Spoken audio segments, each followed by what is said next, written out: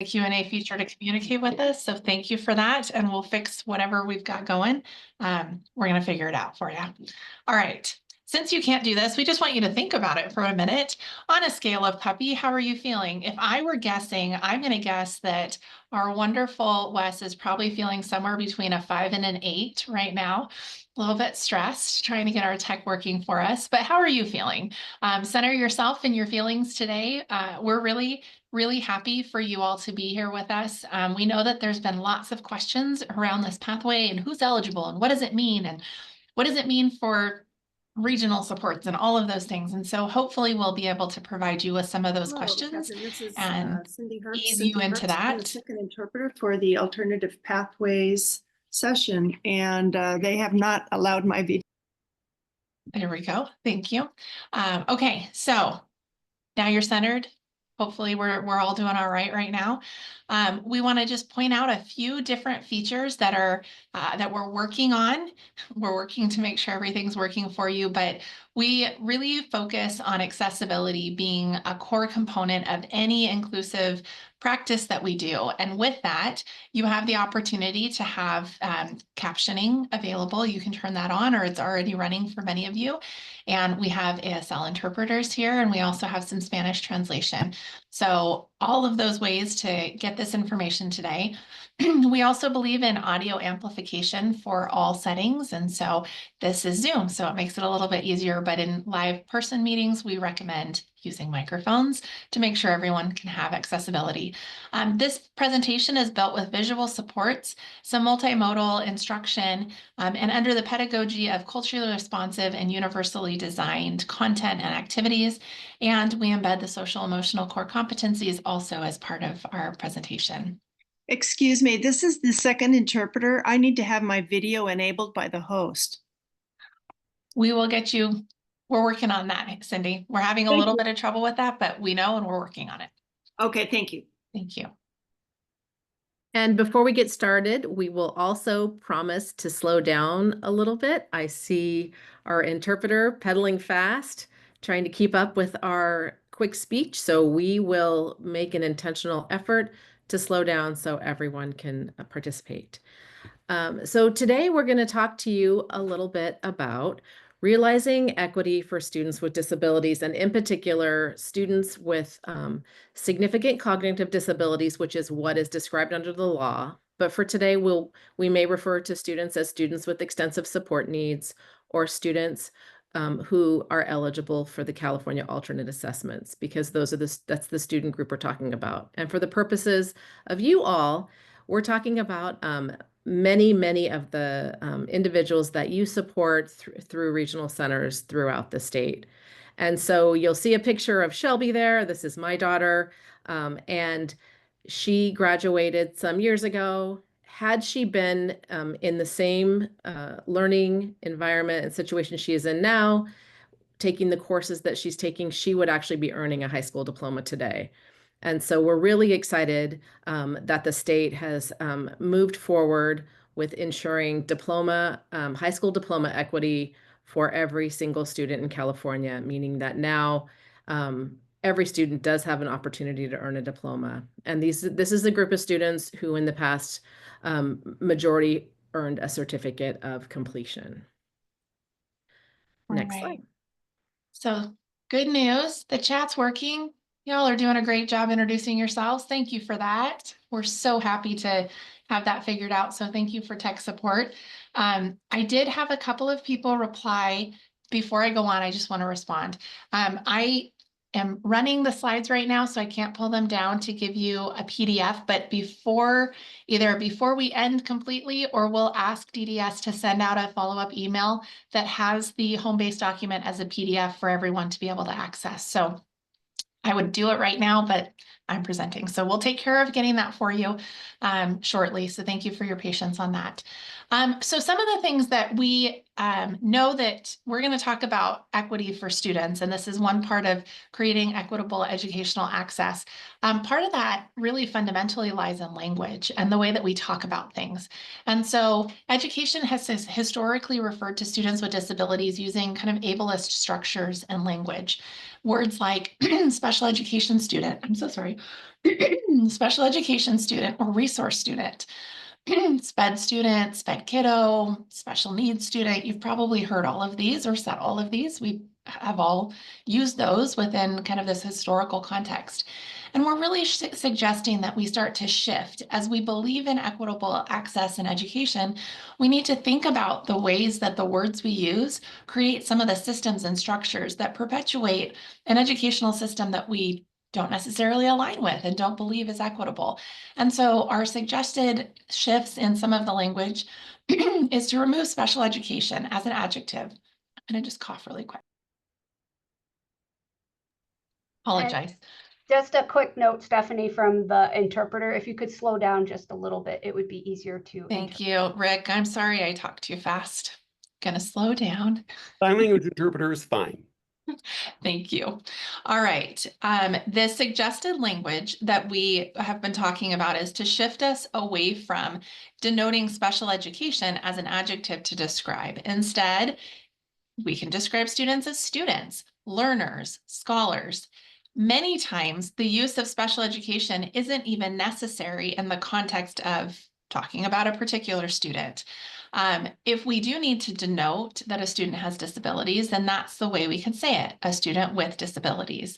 Or a student receiving services and supports through an IEP or an individualized education plan. Or a student with extensive support needs. All of those identify the student with a disability using identity first. If they have a preference, we should always use that identity first language, or starting with people first and saying the student, and then the additional information as it's necessary, but only as it's necessary. We can also talk about the places and spaces and people that support using shifts in our language that also support that belief in equity. Instead of speaking about a special education teacher or an SDC teacher or a paraeducator, we can talk about educators or teachers or education specialists, which is actually in alignment with the credentialing, and then instructional assistants. Again, talking about assistants and supports and denoting teachers rather than specifically calling out special education. We can also refer to the places and spaces in alignment with everything else that is happening on schools and campuses. So if we refer to a classroom as room 5, room 6, a program or space and place where students with disabilities are served could just be room 7. It doesn't need to be called out as a particular place as related to maybe programmatic settings. And then finally, when we talk about inclusion, inclusion is not in and of itself a thing. Instead, it's practices, it's accessibility, it's universal design, it's instructional classroom practices that are inclusive in nature, and it's environments and schools that have this shared belief that we create places and spaces where all students have access and meaningfully planned places of belonging. I'm going to have to give you access to these things, I'm realizing, as a PDF, so you have access to these links, which we can get you, so please don't fret, we will get those for you. You can also use the tiny URL, but it may take you to Google, so if you have access with Google, that might be problematic. Somebody's welcome to try it and put it in the chat if it doesn't work. But we'll get you PDFs of each of these documents. And these are created as resources to help you have conversations in any particular role with different people around the alternative pathway. We have an LEA guide to help conversations with the schools and districts. And we have a family guide, which can be very helpful for talking about the alt pathway with our families in family-friendly language.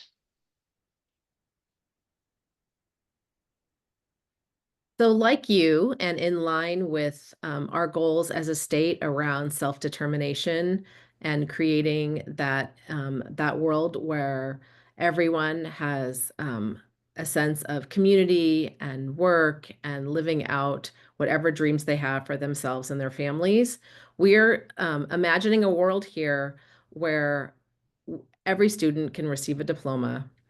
Every student has an opportunity to go to school, go to higher education, go to job training, basically decide what they want to do. And again, I know this is in very much alignment with self-determination and allowing individuals every opportunity to realize their greatest hopes and dreams. And so, as Stephanie said, part of that is our own intention in this work that we're doing, our statewide work and our regional work, around really trying to shift our language to help reinforce the idea that this is one world and one system, not two separate systems that have classically been called general education or special education, moving into this is our education system that supports each and every student. Next slide. It is time for the interpreters to switch. I don't know if you fixed the video issue. You should be able to turn your camera on. You have co-host privileges. There we go. All right. And next slide, Steph, if you wouldn't mind. Thank you. So this idea of ensuring that every student has access to education and to the full continuum of education around standards and having those high expectations has also been discussed, rediscussed, tried in the courts. And so I want to read you this because I think this kind of sets the tone for our discussion today. So if you will bear with me. The department, and this is from the Office of Special Education Programs, often states write in or call in asking the feds to weigh in on issues that come up in states. And so they respond with these federal letters. I believe they do that also for Department of Developmental Services. So this is one of the ones from the Office of Special Education Programs from 2015 around guidance on students with disabilities getting a free, appropriate public education. The department recognizes that there's a very small number of children with the most significant cognitive disabilities whose performance must be measured against alternate academic achievement standards as permitted in code. As explained in prior guidance, alternate academic achievement standards must be aligned with the state's grade level content standards. The standards must be clearly related to grade level content, although they may be restricted in scope or complexity or take the form of introductory or prerequisite skills. This letter is not intended to limit a state's ability to continue to measure the achievement of a small number of children with the most significant cognitive disabilities against academic achievements, alternate academic achievement standards, but rather to ensure that the annual IEP goals for these children reflect high expectations and are based on the state's content standards for the grade in which a child is enrolled. Why does this matter in all of this? It matters because as we are going to be talking about the pathway to a diploma for this group of students, this is a group of students who qualify to take the California alternate assessments. When the states and the feds did the standards that are now the content standards, but at the time were the Common Core State Standards, assessments were developed for every student, meaning even for students with the most significant cognitive disabilities. The expectation is that every student learns grade level standards. So if a student, we often hear, I think in meetings, especially with students with cognitive disabilities or intellectual disability, that they're achieving at a certain grade level. I heard many years, your daughter is at the preschool level. And so for many years, what she learned was at the preschool level. However, for any of us who know that we don't want to learn the same things every year for 12 years, this is really the right of this group of students and all students to have access to new learning and information, because often we don't know what they know. So this undergirds and sets a standard for what we're going to talk about today in high school, which is that our students with intellectual disability have a right to take and earn high school course credits to meet the standards for graduation. Not an alternate diploma, but a diploma for graduation with certain provisions. So we'll go into those in a minute, but I just wanted to make sure that we all were on the same page around the fact that starting from the second a child enters school, there's an expectation that they're learning grade level standards, regardless of the level they're able to achieve them. Next slide. So with that, we are presuming competence in every student and supporting their self-determination. We know from working with the student population that one of the most important things is around communication and the ability to show and be able to describe what you know and feel.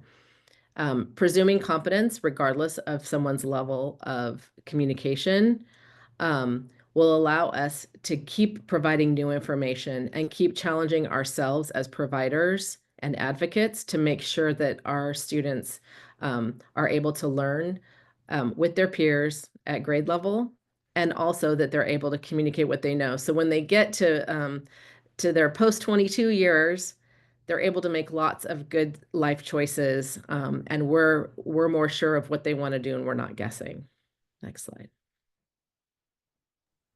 So we want to give you a little bit of opportunity to hear from a student voice why this is so important. And so this is Otto Lana, and he's going to share a little bit about his experience briefly.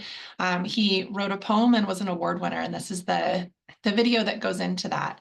But Otto spent a good majority of his education having very limited access to meaningful communication, and therefore was not placed in settings where he had high level of access to standards aligned curriculum. And so his story, he doesn't get into it in very much detail in this video, but he shares it in multiple videos on YouTube. You can look him up to hear more about his experience. But this is his belief around why presuming competence is so important. Hello viewers, welcome to Where the Magic Happens. I'm Otto Lana, the winner of the graphic novella category for my acrostic Scrabble. You gotta hold it though. Start over. Hello viewers, welcome to Where the Magic Happens. I'm Otto Lana, the winner of the graphic novella category for my acrostic Scrabble poem, Freedom is Not a Game. This is my voiceover actor and brother, Addison. We are decade-delayed twins. Just look at this photo when he was my age. See the resemblance? I communicate in several ways, either through someone reading the words I have written in silence, or listening to Addison read my words to others, like right now, or my iPad and the voice through a computer-generated Australian man. My Australian man voice will read the description of my poem, and Addison will read the actual acrostic poem. Thanks to Jen, Lindsay, and all the Kids Right judges. It's an honor to be a part of this program. Freedom is Not a Game by Otto Lana. Freedom. Fragility, responsibility, education, equality, democracy, opportunity, marginalized. 45 years ago, President Gerald Ford signed the law which allows me the freedom to receive an education as a disabled person. The fragility of this freedom is evident in that I have to prove my presence in this classroom is appropriate, year after year. I have to prove my placement and my academically rigorous curriculum is appropriate, year after year. I am threatened with a change in placement despite demonstrating academic success, year after year. With the emotional and financial toll this battle consumes year after year, we can definitely say, freedom isn't free. With freedom comes responsibility. We must make sure that freedom guarantees access to everyone. Democracy allows our freedom to vote and to exercise our opinions which shape our legislature and the laws that govern us. As we discover marginalized populations who are denied equal access and opportunities, we can right these wrongs with our collective voices to our elected officials. This acrostic poem on a Scrabble board is to evoke a sense of irony, because freedom is not a game. It is serious business.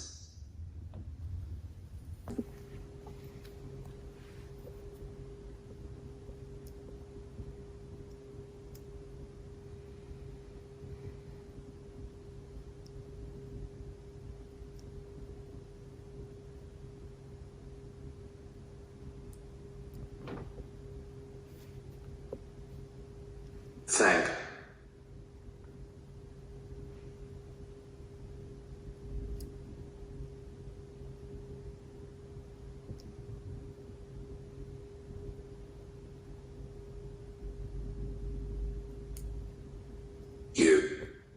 Thank you.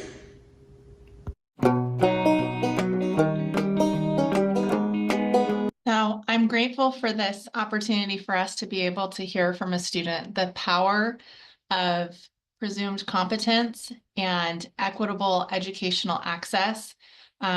It's heartbreaking to hear Otto's story, but it's also a powerful driver in moving forward to make sure that we are doing everything in our collective power to make sure that all students have access to high quality instruction, standards aligned curriculum, and that the long-term belief for all students is that they can earn a high school diploma. So we are excited to offer you this information today in the hopes that as you are out in IEP meetings and speaking with families and even families first coming into the system, to have this idea and expectation that their child will be able to earn a diploma and to want to advocate for their child to have access to the highest quality curriculum and instruction and good first teaching so that they do have that opportunity. We also know that sometimes it takes a little bit longer depending on your mode of communication and your processing. So that's why the Individuals with Disabilities Education Act gives individuals up until the age of 22 to be able to accomplish this. Next slide. So under the Every Student Succeeds Act, which is the federal act that guides all education of our public educated students in the United States, allows every state to create their own statute utilizing this idea that students can earn a diploma using alternate achievement standards. And so in California, a few years ago, thanks to some great advocacy from families and students and practitioners, the state defined a diploma pathway. And I'll reiterate, it is not an alternate diploma. It is a pathway to a diploma that has to meet 3 requirements. It's standards-based. It's aligned with the same requirements for the high school diploma that any student would have to take. And it's obtained within the same period for which the state ensures FAPE, which, like I just described, is up until age you turn 22. And so even if it takes 7 years for a student to get the credits that they need to earn a diploma, they are still able to earn a high school diploma.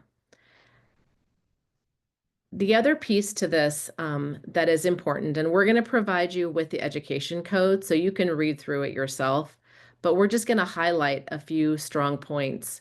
The first one is that for students with exceptional needs who are in high school in the 22-23 school year or later have access to be on this pathway.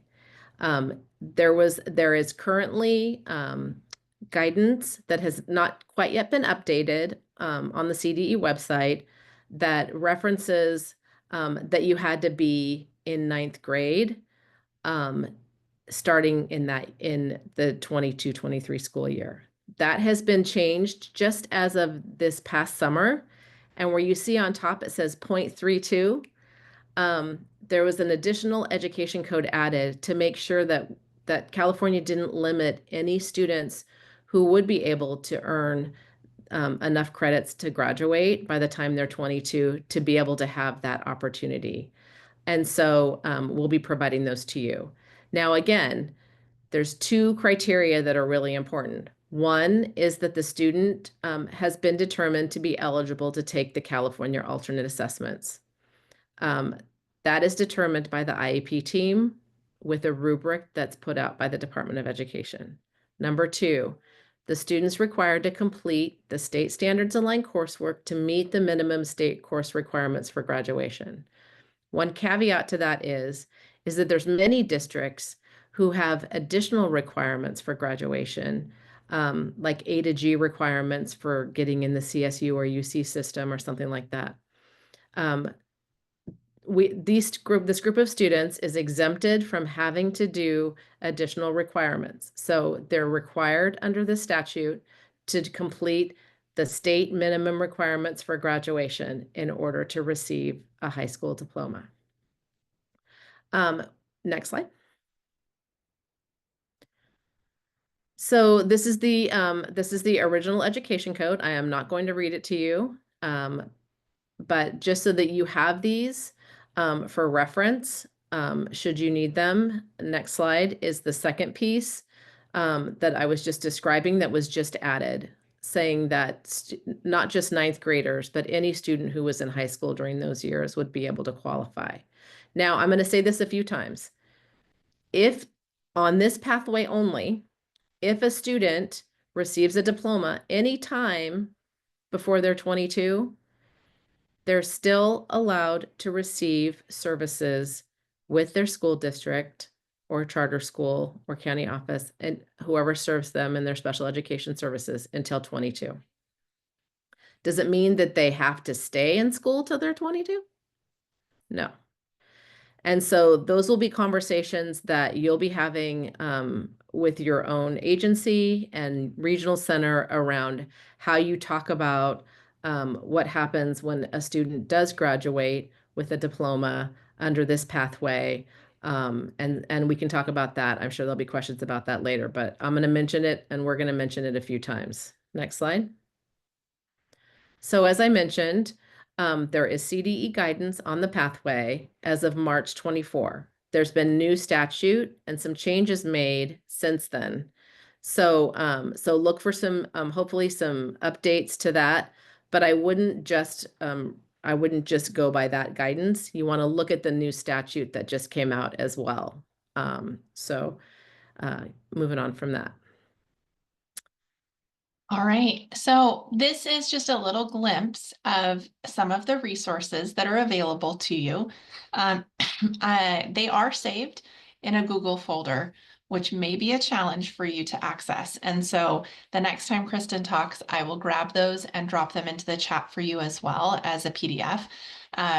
It's hard for us to find ways to be able to share these with you. So I apologize for kind of some workarounds that we've made. But what you can see here is we call them one-pagers. If you double-side it on a printer, it's a single page, but it's a document that gives a general overview of the components, requirements, and questions to ask around the alt pathway. Within this, there's a second document that's specifically for districts and conversations that they can have and think about and consider. And so we will make sure that you have access to these resources as well. And the family we have translated into Spanish as well as in English. So some of you may be familiar with what the requirements have been and pathways for student groups. There are numerous pathways for specific student groups to be able to have to be granted this exemption from district requirements to the state requirements. So you can see this is just an example of what the state requirements are. And you can see 3 years of English, 2 years of math, 2 of science, 3 of social science, and then 1 class of either a visual performing arts, a world language, or a CTE, career technical education course, and then 2 years of PE. Many districts have chosen A to G or college admission requirements, which are in addition to, and they're added to. So that's not, this is a little deceptive because it's not this plus this, but it's just know that if there's a requirement at the state, it's also a requirement for A to G requirements, that they would still be required. But what this is really the point of this slide is to describe for you that we already have pathways for student groups that need some equity in access to a diploma. For example, student groups that are foster, family members of military, homeless youth, migrant, newcomers, adjudicated, or alternative ed all have pathways that allow them to have these state exemption or the exemption to state requirements. This is an additional student group that is being provided allowances for that same exemption status. All right. So thinking about your role and how outside agencies outside of education can support students and families around making sure that everyone is queued up for the best possibility of getting a diploma. We've had a lot of questions from families thinking that if their student is on a pathway to a diploma, somehow they're going to be giving up other types of transitional services or other things. This is in addition. And one way to think about it is that under federal law, the expectation is that every single student gets access to their grade level standards and courses. Every single student. So we're just making sure there's a mechanism for everyone to get there. And so the grid that Stephanie showed you before is very doable in terms of being able to receive credit for those courses and have those courses in high school, and also take other things, and also receive transitional services and do job training and workability or all kinds of things, especially when you think about the time span that a student has to be able to earn all those credits and get all of those other kind of functional skills and goals met that they need. So here's what we're hoping. We're hoping that you take the mantle on this. And as you're talking with families, that you're encouraging them and telling them not to tell their districts that they want their child on a certificate track, because we eventually want there to not have to be a certificate track. Why are we sending students to school, and why are they completing high school with something that is not of utility in job? And we worked closely in the development of this pathway with folks from the Department of Developmental Services, probably some of the ones that you know and that are on this call right now, as well as Joe Xavier and our partners at the Department of Rehabilitation, who felt very strongly that our students with intellectual and developmental disabilities need and deserve to have a diploma.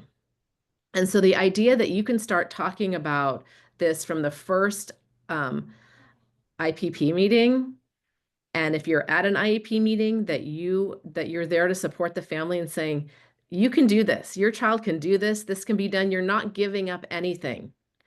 And that you can be that broken record about every single student, starting as early as possible, having that mode and method of communication so that we can truly know what they know and move them forward in their education. Starting in preschool and those inclusive settings has also been, as you all know, a huge predictor of what students get access to later on. That segregation, for the most part, leads to a very long history of separate setting. While that may be appropriate for a very, very small number of students, the research is very clear, as you probably know, around getting the most access to the most rigorous learning and peers as possible, because we all know that once you leave K-12, there is not a separate world. And for us that have kids that sort of, they call it the cliff, right? You're in this education environment and then you're just out in the world. If you don't know anyone, it is really tough. So thinking about all the services that you all provide as critical and complementary to creating the conditions for learning so that we can help parents see the reality of their kids getting on a pathway. We know that that behavioral concerns and social emotional learning become huge barriers to being included and getting access to more core instruction. So that paired with communication early could be game changers for most of our students. And if you're able to participate in as many IEP meetings as possible, especially those critical ones, those transition ones where they're making big decisions about students. In the past, there's been boxes to check about whether a student is on a diploma pathway or a certificate pathway. That was before we had the alternate pathway to a high school diploma for this student group. We don't actually need to have a certificate pathway. Yes, there is still a certificate in the world. But if the goal is for every student to get a high school diploma, then a fallback would be a certificate, not a goal.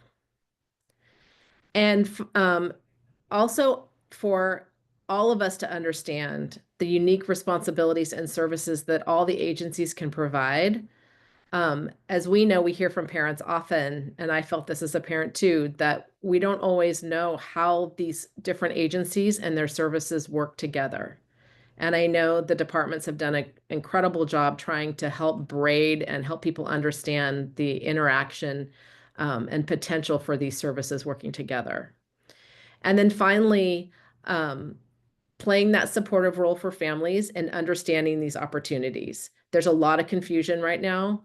And a lot of parents, I don't know if you're on any of the parent Facebook groups, but they're blowing up with questions and wonderings and excitement about the opportunity for students with disabilities and students, particularly with intellectual and developmental disabilities, to be able to earn a high school diploma. And so it's up to all of us to make sure that we're saying consistent things. Again, that we're saying this is a diploma. It's not an alternate diploma. It doesn't look different. Everyone's transcripts look different in the world. But the diploma document itself is the same. It will be a district or school diploma. Next slide.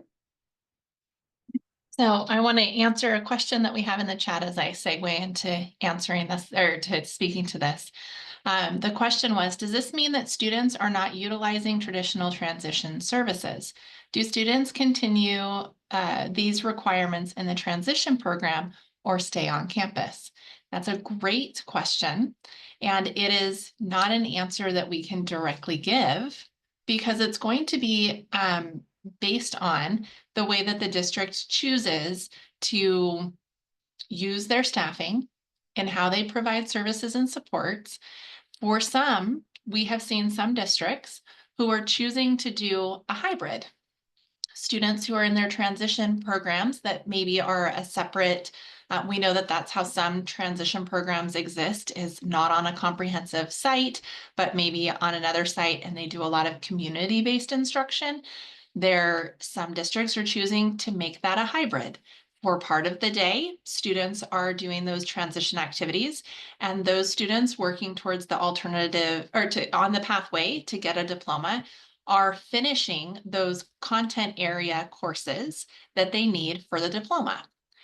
In other places, students are not moving to a separate transition program, but staying on a comprehensive campus until they finish their coursework. And even within those settings, I think there's going to be unique situations for students that will, as always, individualize the program that they're going to need in order to continue to work towards a diploma and work on their transition goals and supports. So it is not a one or the other. It's going to continue to evolve, and it may be specifically different in one district that you serve versus another based on how they are making this happen for all students. But as we hope that you're participating in IEP meetings, we wanted to provide you with some questions that would be good things to consider as an IEP team as we're talking through these conversations. And as we're in these meetings, we should be thinking, is the student learning standards aligned grade level curriculum? First and foremost, is that our plan? Is that how goals are aligned? Do the teachers in our schools understand universal design and creating spaces and places that are accommodating for a variety of needs and accessible? And then when we're having discussions about the least restrictive environment, are we discussing the most inclusive settings prior to moving into separate classroom settings and re-envisioning how those are? Are we really looking at where these courses that we're talking about, these standards aligned courses, they already exist? I just want to be clear. All of these courses already exist in every district, in every school, because they are the state requirements for a diploma. So every school already offers coursework. We don't always have to come up with a separate setting. And are we considering the most inclusive as an option for every child and thinking through their strengths and what they would need in terms of supports and services to be successful where these courses are already offered? And then finally, do families understand and know what this pathway is and that all of their or every child is now eligible to earn a high school diploma? Can we help them with that? Can we help them understand it better? And have the district had conversations around that?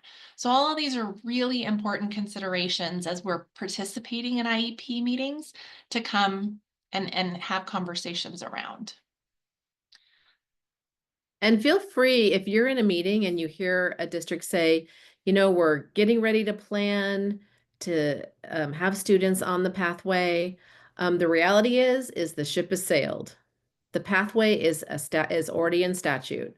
So if you have districts that you know are struggling, feel free to send them our way. We're happy to provide them resources and technical assistance to help get them going so that they can make sure to offer this opportunity to as many of their students and as possible. So we know that that a high school diploma opens doors. Does it shut all doors, not having one? Maybe not, but why would we risk having any door shut? So there is a myth out there that you've probably heard that students with extensive support needs don't really need a high school diploma to get a job. A certificate's fine. You know, they can do some volunteer work. The reality is that 90% of employers do prefer to hire youth with a diploma. And having a diploma signals something, right? It gives our students credibility. Another myth that students with extensive support needs don't need a diploma because they'll only find work as volunteers and in supported employment situations that don't require a diploma. The truth is, while they do have a right to work utilizing supported employment and can work in volunteer positions, a diploma can provide additional opportunities to access employment that do require a diploma. We've heard a number of students and parents talk about their student wanted to work somewhere, but they couldn't even get in the front door because diplomas were, and not having a diploma was a non-starter. So in creating this more accessible, universally designed world, we need to give our students the tools. And so we're really excited that there is an opportunity to have every student have at least a ticket to enter. And then it's up to every individual person, just like any other person who was applying for a job, to see if that was a good fit. Next slide. All right, So so we're, oh, sorry. Nope, it's all you. Nope, all you. So we're going to get into the details a little bit about how. I think some of you are probably like, yes, but what, how, right? What does it look like? So let's talk about it. Well, first of all, we just wanted to create a visual for you of what does this look like in terms of the requirements for high school. Here are the state requirements, and this is what all of those alt pathways, the alternative pathways for equity for student groups, this is what they look like. You'll see they're exactly the same as the state requirements. And so it's the exemption from any additional requirements that districts put on diplomas. They do it all the time. There are those extra requirements. So instead of 3 years of English, most districts say students need 4 years of English. Instead of 2 years of science, some districts say 3 years of science or 2 years plus a career technical education course. What this is saying is that in order for a student who's eligible for a pathway, in this case, we're talking about this pathway, to earn a diploma, they only have to have these requirements. Now, that doesn't mean they can't have more. We don't want to stop there. If a student is able to take all of the additional coursework, we're not saying don't do it. What we're saying is this is the requirements now for them. This is what they have to do. And then we keep adding on additional requirements or in areas of interest. We know we've talked about living skills, community-based instruction, transition. All of those things will be part of potentially part of their plan. But what if they really love science? They can take 4 years of science. There's nothing to stop us from putting them in that. Or they love art. They could take art every year and earn credit. This doesn't negate them from being able to take more courses. It just clarifies that the requirements for those students that meet the eligibility are these courses. They have to take these courses, standards aligned coursework for them. So going back to the requirements defined, right? That this is really about not a separate system, but this is really more about asking local educational agencies under law to exempt this group of students who satisfy all the other eligibility criteria from anything extra in order to earn a diploma. So again, like Stephanie said, like A to G requirements, they still can take them, but they don't have to in order to earn that diploma. And every school district does have to adopt a board policy, making sure that they do that. Next slide. So I want to hit this again, and I mentioned this a little bit earlier. This is the requirement for a free appropriate public education. And this is a provision that came from the Fed, and that's also reiterated in California state statute.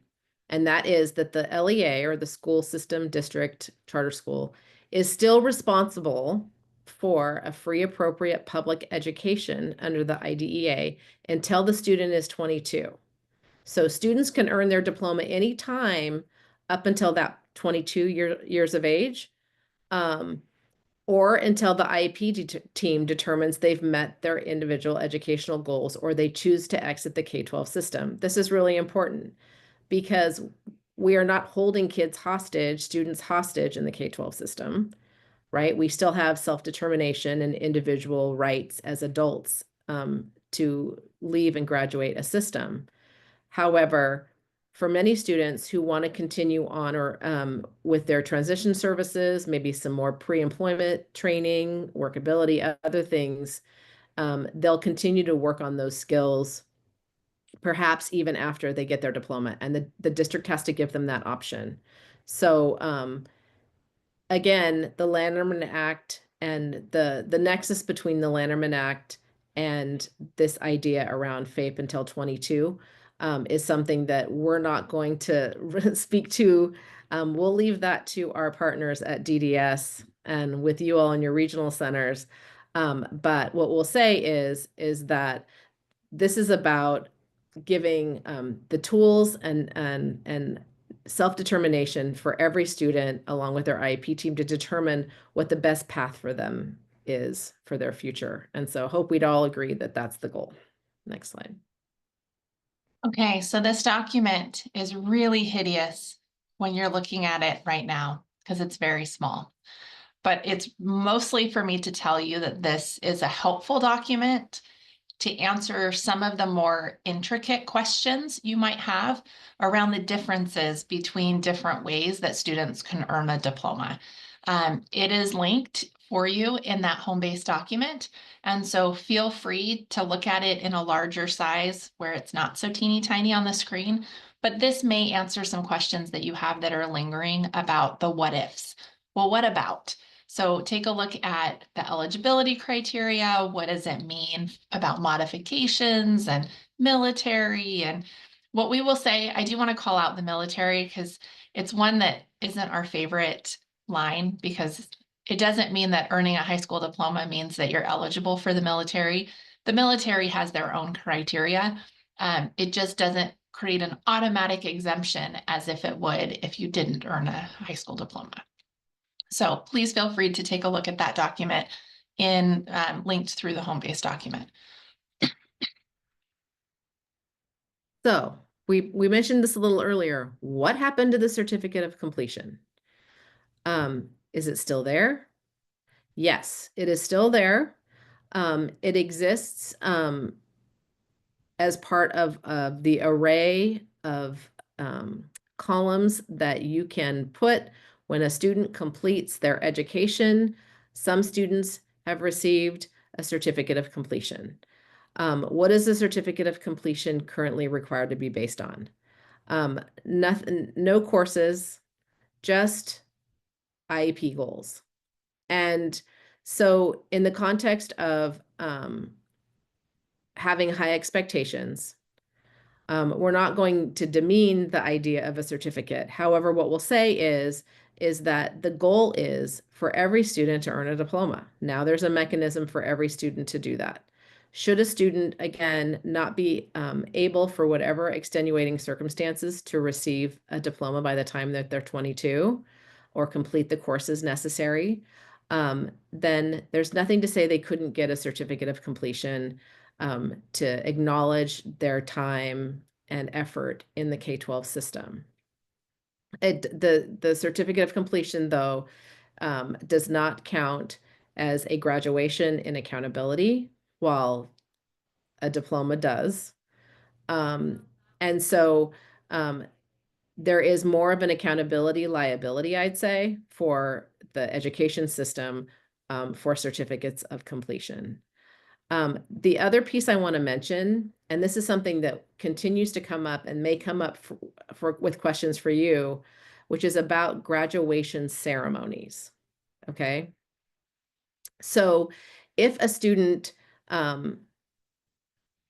is going to finish their diploma in 6 years, but they've been in high school with the same group of high school students with peers for the first 4 years, and those students are going to graduate on a traditional track and get their diploma and leave the K-12 system. Maybe they don't, they're students with and without disabilities.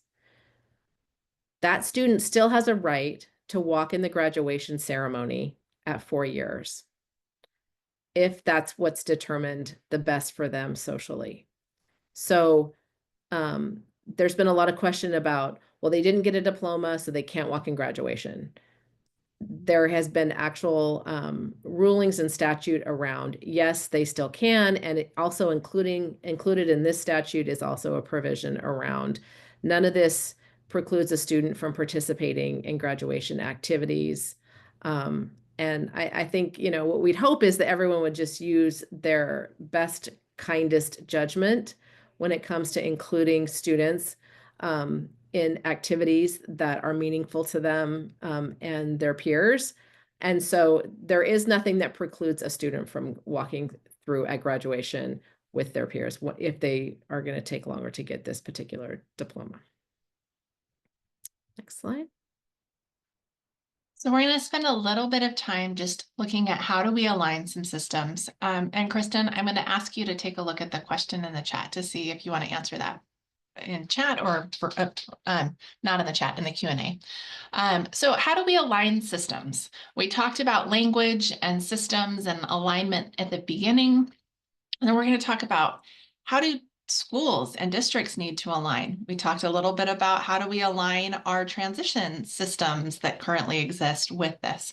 And so this is a lot of information. I apologize, it's a busy slide, but these are just different considerations for schools. And it's really supposed to be like, where are you in this process and in the system? And where can you have an active role in making some shifts?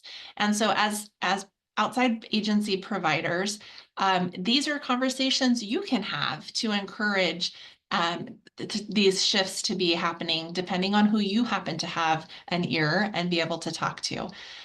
So, you know, are we even looking and seeing what students would be eligible for this? Are there students that are your clients that you could potentially encourage the parents and IEP teams to make sure that they're working towards a high school diploma?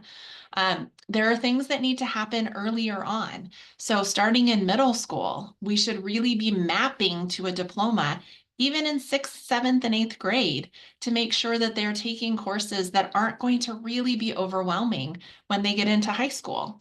We know that there's a big gap oftentimes when a student goes from being in primarily separate excluded settings into inclusion. That shift can be challenging.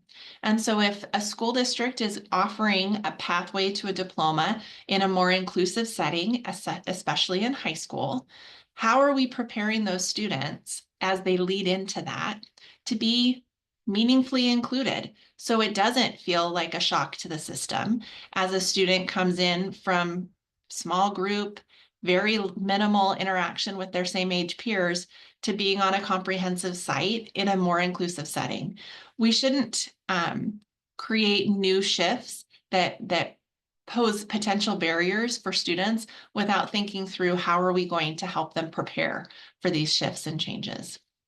And then thinking about looking at curriculum from a critical lens of, does this meet the state standards alignment?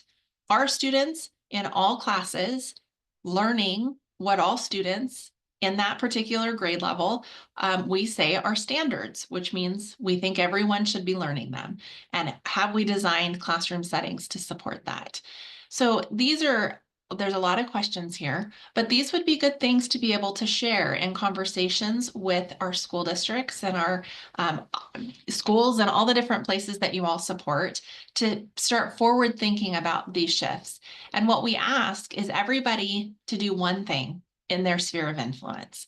And so for you, what maybe we're asking you to do is be a beacon, right? Be talking about it and then bringing these up and saying to the people that you get to talk to, what are you going to do in your role as a classroom teacher, in your role as a program specialist, in your role as a school administrator or a district superintendent?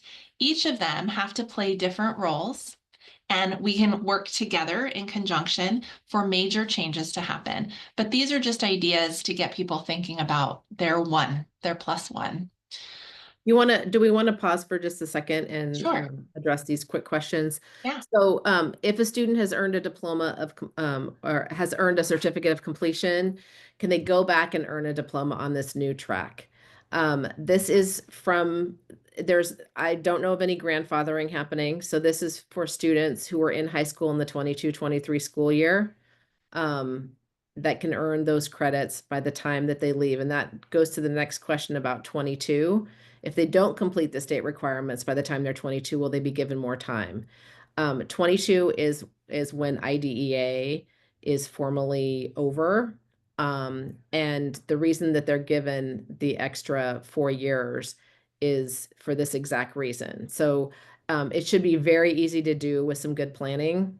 I realize that, and we realize that there are students who haven't been earning credits, many who have never had good access, perhaps, to curriculum and instruction and courses like this in high school. So that would be a bigger question for the state, but to our knowledge that there's not a going backwards, but there is a moving forward with all the students who were in high school when this was enacted. And it says for the required courses, can they be supported? Can they be supported for resource? I think they're asking, can they be like a resource setting or supported classrooms It can be in taught? yes, you can be earning a diploma in any setting. There's no restriction of setting. It's just a matter of whether or not you're receiving access to grade level standards and those courses. If a student is in, say, a high school special day class, multi-age special day class, and they're only in that class all day, and they're being assigned 7 course codes, and they're not getting a ton of instruction, there would be a question about, is that really a valid way to be earning the course credits? And so we hope folks aren't doing that. And we've seen districts really try to look at how they bring rigor into the courses or into what the students are learning, regardless of which setting, and make sure they have access. And like Stephanie said before, all these courses are already created. We hope this is an opportunity for core content teachers in high school to really work with our ed specialists that are supporting students with disabilities to make sure that they're getting access to high quality instruction in these courses, because that's the idea. So they can get them in any, yes, the answer is yes, they can get them in any setting as long as there's a course and the course meets the requirement under the minimum standards for graduation. And it's that they have access to, there's not a piece in it that says proficiency. We don't see, there's no language around a student being required to have any proficiency levels or anything like that. So just know that this does allow for modifications as needed for students, and likely there will need to be modifications. And our hope is what Kristen shared, that there will be a lot of good collaboration happening between content specialists who know and understand this content deeply and richly, and our education specialists who know how to support students deeply and richly, that those two things will come together to create really meaningful educational experiences for every student. Back to equity, that's an equitable approach to education. And so, yes, to all those things. We would love to see this create, the intent is that this will create access for every child to a rich and educational experience that aligns with our beliefs. If we say it's a standard, that means we believe all students should learn and be able to have access to that. This lives into that. It truly lives into that belief. So it's a great opportunity to really backward map into what should we be thinking about and advocating for at each sort of big transition. And for those of you who support our early learning and early education students, that Part C to B transition is so critical around those inclusive preschool setting options, that social emotional support, and that focus on communication. And you see the focus of communication across every category. That's because you know, we believe, and research supports, that it's a game changer for our students. And for our elementary to middle school, the access to the standards aligned grade level learning is so critical in setting up the opportunities for high school. So it, like Stephanie said, it's not a shock to the system that all of a sudden you're in these bigger environments learning grade level standards. And then also really discussions and planning about with families about preparing for their students and helping them envision that their students can earn a diploma. That's been an interesting challenge that we've heard from school districts. Like I said, of families feeling like they're choosing something that is either too hard for their students, or they haven't seen them in that way before as being learners who can achieve a diploma.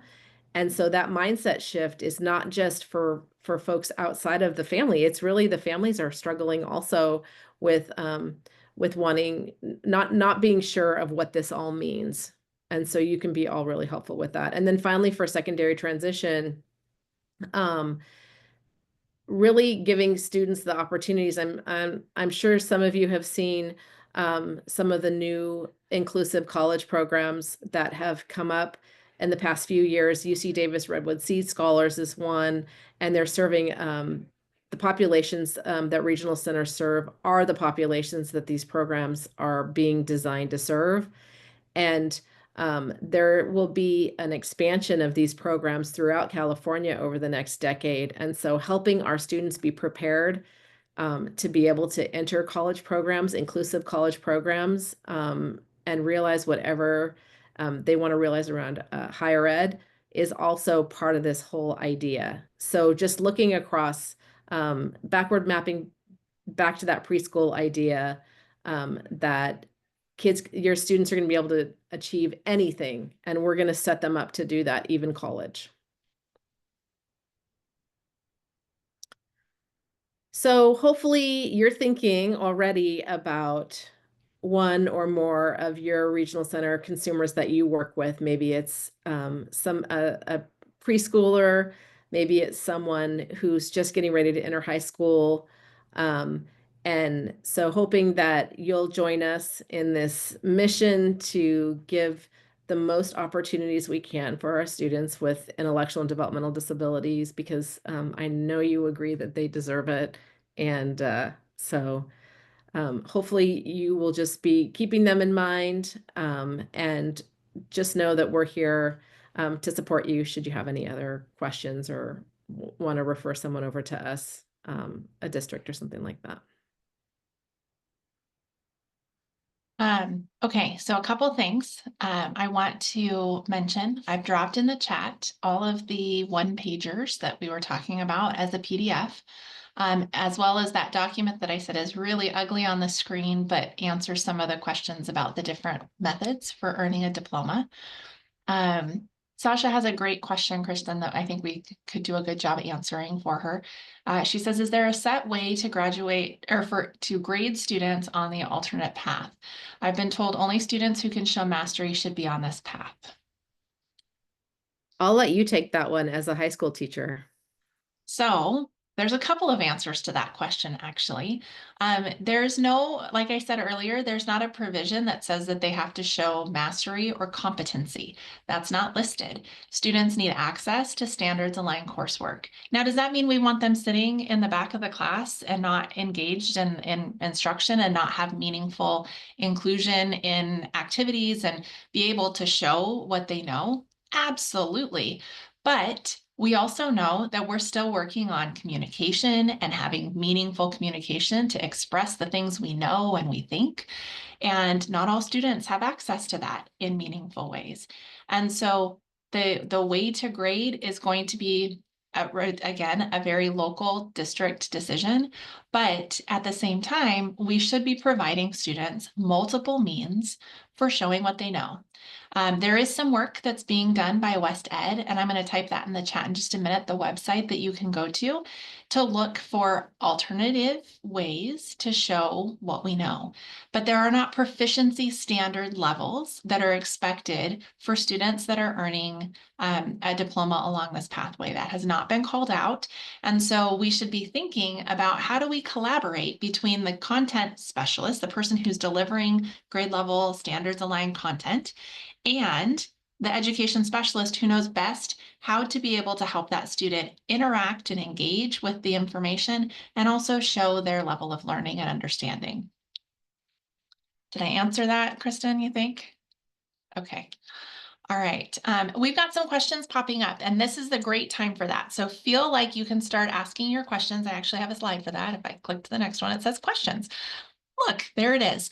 So we're happy to have questions start popping in, and we're going to try and kind of answer them as best we can in the next couple of, we have about 10 minutes that we'll answer some questions. And then again, remember that you have our contact information, and so you're welcome to reach out to us as well.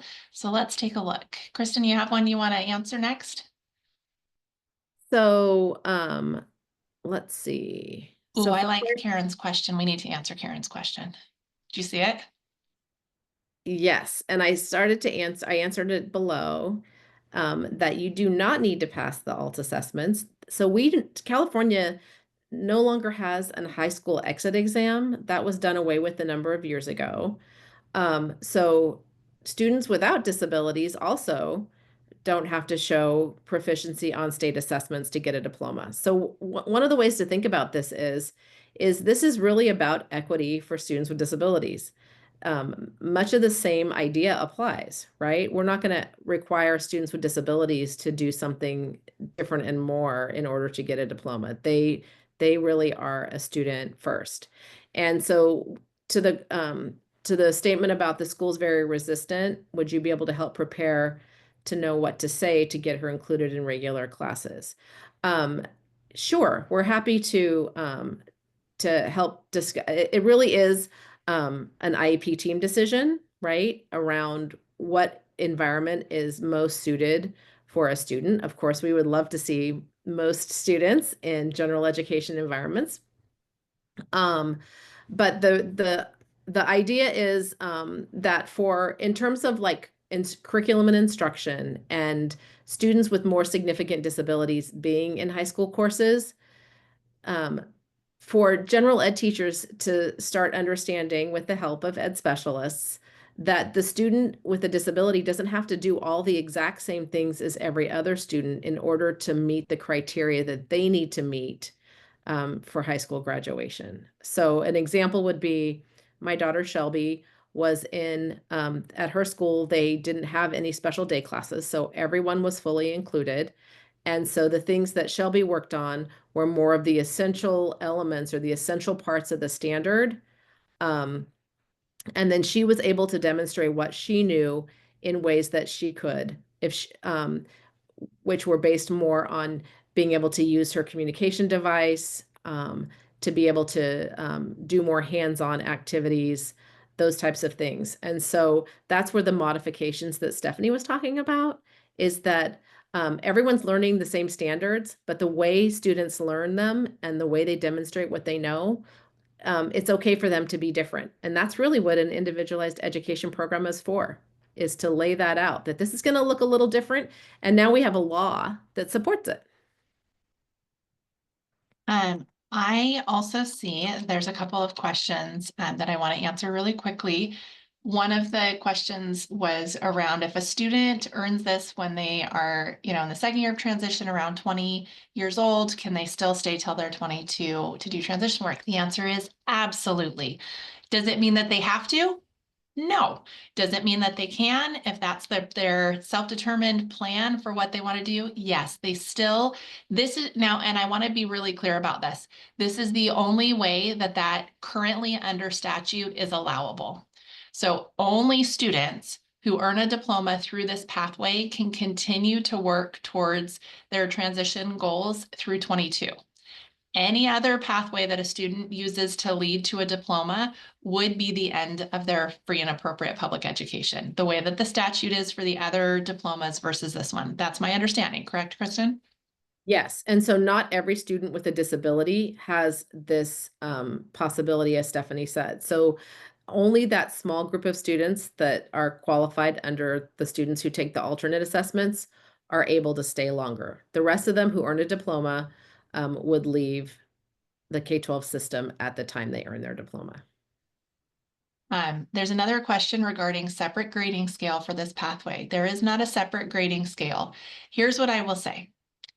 While a student may receive modifications should be done in the way that we are planning and meaningfully engaging with the student and being able to have access to curriculum and activities and things to help them be able to learn. We may have to modify the way that we're doing that. And we may have expectations for how that they will show us what they know, but it's not a separate grading scale. It's not a separate anything. It should be done through the process of collaboration between the content teacher, whoever that is, and sometimes that is the education specialist. But it wouldn't negate or create a separate grading scale or system. I'm always going to recommend rubrics. Kristen knows I'm my teacher heart. I love rubrics because it shows a scale of where we are at in achieving the overall goals. It helps us very narrowly focus on what our expectation is that students need to know and what we want them learning. And it allows for variability in how we're approaching that learning. And so I say no. The answer is no, there is not a separate grading scale or system, but I also put in the chat altmeans.org. I'm sorry, I typed and talked at the same time. altmeans.org is some work that's being done in collaboration between CDE and West Ed to help create some support for educators around how to provide alternative means for students to show what they know. And some of the work that they're done, it's all beta. So it's in the process of being developed. But if you look at what they've done so far for mathematics, they're big ideas. It's an umbrella of big ideas for mathematics. And they have created a number of samples of lessons and rubrics that go along with that show how we could be adapting for standard strands. So, the complexity of standards is often very large. How do we make sure that we're allowing students to access it? And what would it look like to grade that way? So I highly recommend checking that out to see what they have done, to see if that helps provide a little context around grading. There is a question around if students are earning the so let me be clear, there is no alternate diploma. So students are earning a diploma through this pathway at age 18 and do not want to continue to transition programs till 22. Will regional centers be able to fund programs that have been traditionally funded at age 22 when they've completed the adult transition programs? I guess one of my questions for you all would be, do you fund students who get diplomas on a traditional diploma pathway when they turn 18? And so maybe one of the ways to think about this is the same. The only difference is that a student has a right to continue with FAPE till 22, but again, they're not imprisoned in education till 22. So that's something that you'll have to work on as a system and as a regional center. But I would pose the question about what does happen to students who receive a high school diploma at 18 or 19 in the traditional route, and do they have an opportunity to receive regional center services? That might be something to think about. Sasha asks a good question about curriculum, which is a sticky subject for us. So we're gonna walk a line of not saying what we shouldn't say, but just to say, in answer to this question, there is not a specific curriculum that is like, you have to use this curriculum in order to earn a diploma on this pathway. That is not the case. So no, the answer to that is no. We believe that students should have access to the board adopted curriculum that all students are using within school districts. Every district adopts different curriculums based on what their particular area and students need, and all students should have access to that board approved curriculum. There may be supplemental supports that are needed. So there are supplemental and what some consider replacement curriculums. We have feelings about that we won't share too much about, but there are other curriculums available that could be used to support the work that's being done for students that have more extensive support needs.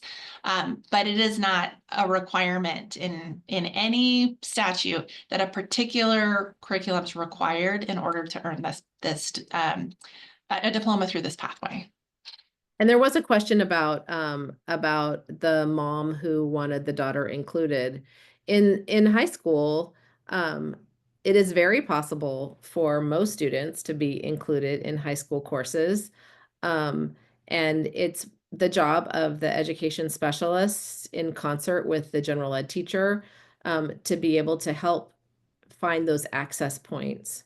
And so, we've been working with a number of districts who are working across teams to create libraries of adapted curriculum and instruction to make sure that they're not reinventing the wheel over and over again, so that they start having this wonderful array of supports, visual supports and other things that end up being helpful to many of the students in the class, like the English learners in the classroom, as well as the students with disabilities. A lot of kids really thrive on getting visual support as to really get deeper understanding. So it's really a broader view. It's not that we have a special diploma for students that receive special education and everyone's on. It's not a track, right? It's an opportunity to earn a diploma, hopefully using best practices in the most inclusive environment possible. So what we don't want to have happen, and hopefully you can advocate for this isn't you're going to a special place to earn a pathway to a high school diploma through the alt pathway, because you can only earn one if you're on this curriculum. That's not a thing. So we hope that doesn't end up, there isn't a direction just out of economies of scale that heads that way. Definitely. And what our desire as educators is to see that this expands opportunities for all students. That as educators see the power of planning for students that have maybe some more extensive support needs, that what they realize is, wait a minute, this is just good for a lot of kids. And what we're seeing is an expansion of access for all students through this, through this change in the way that we do things.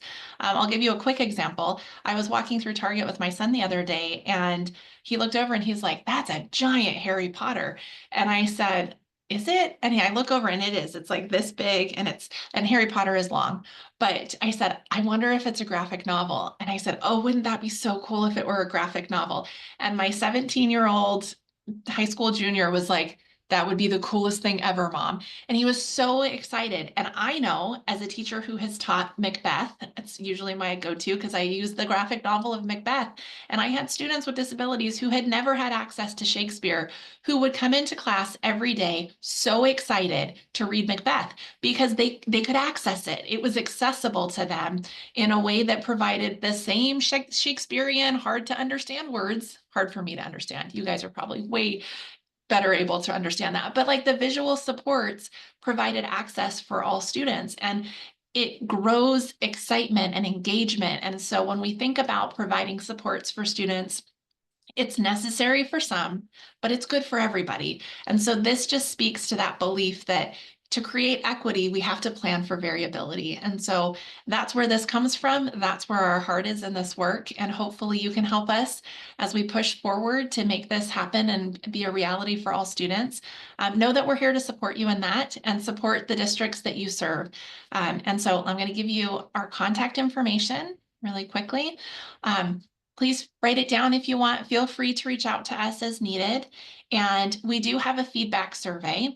I don't know that I can. I will copy and paste it into the chat. And we would actually, we take this feedback and take it very seriously. We take a look at it and see how can we make sure that we're providing everyone that needs information on this, the access they need. So we would very much appreciate you taking some time today. It's not very long to connect with us through that feedback survey and connect with us as you move forward in this work. We're excited for you to help us push this along. And there's so many of you here. So thank you for your time today. We appreciate it very much. And if there's anything you need, let us know. Otherwise, have a great day. I think you're good to go if you're ready to have the rest of your day. So thank you so much.